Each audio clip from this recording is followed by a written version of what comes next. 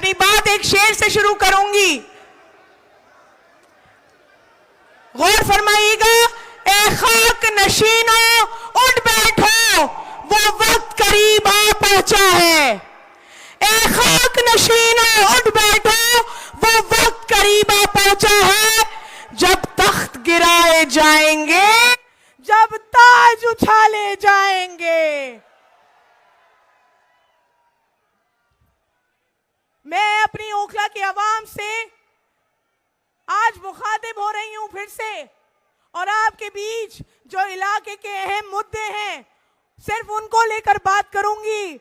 जो तकलीफें पिछले 10 सालों से आप लोग फेस कर रहे हैं, जो तकलीफें परेशानियां, चाहे वो डेवलपमेंट के इश्यूज हो, चाहे वो एडमिनिस्ट्रेशन की ज्यादती हो, चाहे वो अथॉरिटीज की ज्यादती हो, आपकी हर तकलीफ से मैं रूबरू हूं।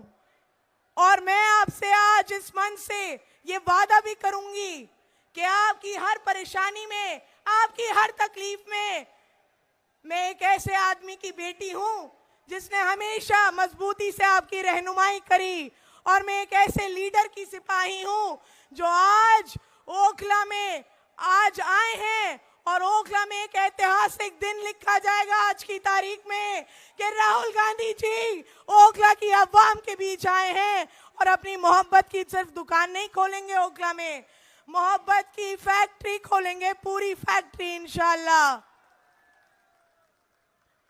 पिछले 10 सालों में आप लोगों को, चाहे वो सीवर का मसला हो, अगर मैं डेवलपमेंट पे बात करूं, सीवर का मुद्दा हो, सड़कों का मुद्दा हो, बिजली के मीटर का मुद्दा हो, पीने के पानी का मुद्दा हो, केजरीवाल ने पिछले 10 साल में ओखला को पूरी तरीके से निगलेक्ट किया है, यहाँ की आवाम को मायूस किया है, निराश किया है, और हम आज उस निराशी का बदला लेने के लिए आए हैं।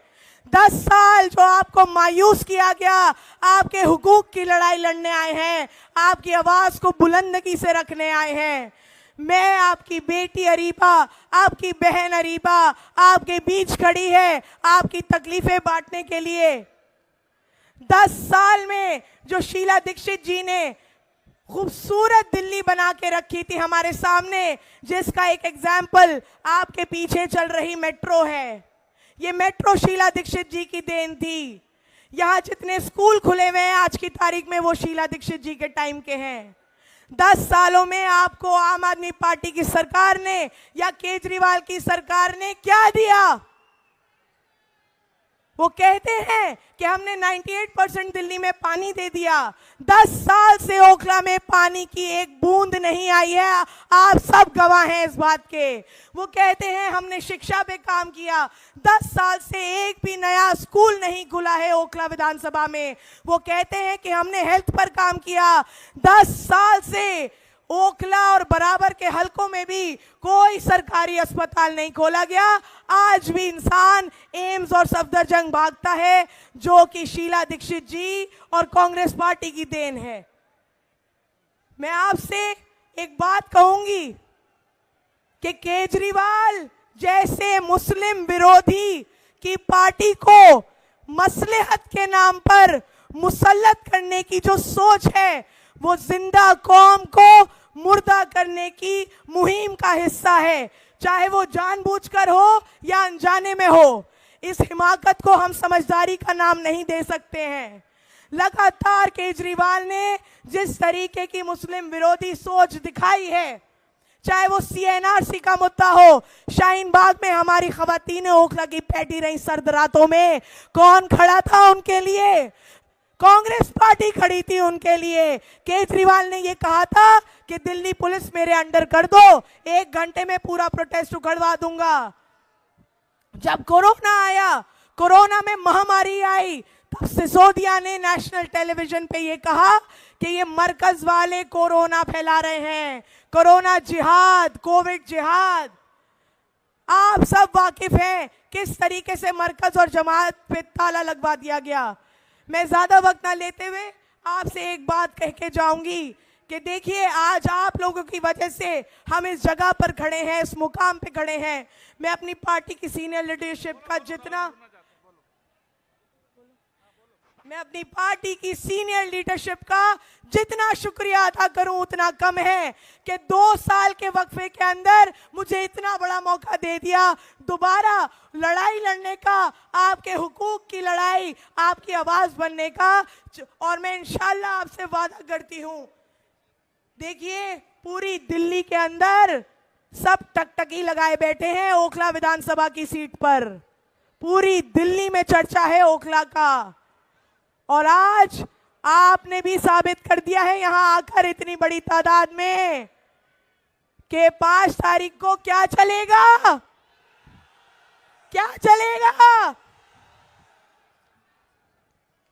मैं आपसे ये गुजारिश करती हूं कि आप लोग 5 तारीख को इस सीट को जिताकर आप राहुल गांधी जी के हाथों को मजबूत करिए, और राहुल गांधी जी के हाथ जितने मजबूत होंगे उतना हम आपके हुकूक की लड़ाई मजबूती से लड़ेंगे। आप भी इस बात के गवाह हैं कि वाहिद पूरे मुल्क में एक वाहिद लीडर है राहुल गांधी जी और प्रियंका गांधी जी, जो मुसलमानों की, माइनॉरिटीज की, दलितों की और पिछड़ों की आवाज बने हुए हैं। आपने देखा था अभी कुछ महीने पहले जब संभल जामा मस्जिद का मुद्दा हुआ था, कौन गया था वहां, कौन गया था, किसने संसद में भी मजबूती से उस मुद्दे को उठाया और सड़कों पे भी किसने लड़ाई लड़ी।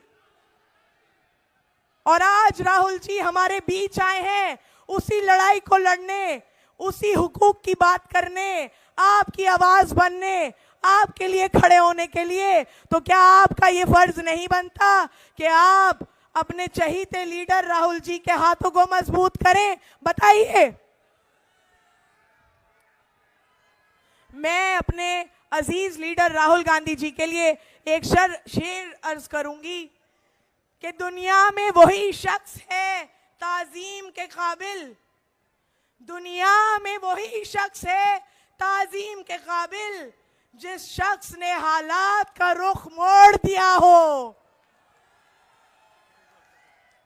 बहुत बहुत शुक्रिया आप सभी लोगों का, और मैं आप लोगों का यहाँ कीमती वक्त देने के लिए दिल की गहराइयों से शुक्रिया अदा करती हूँ। मुझे उम्मीद है कि आप इस सीट पर, ओखला की सीट पर, कांग्रेस पार्टी को और मजबूती से जीत हासिल कराएंगे। आपकी बेटी, आपकी बहन अरीबा। अस्सलामु अलैकुम।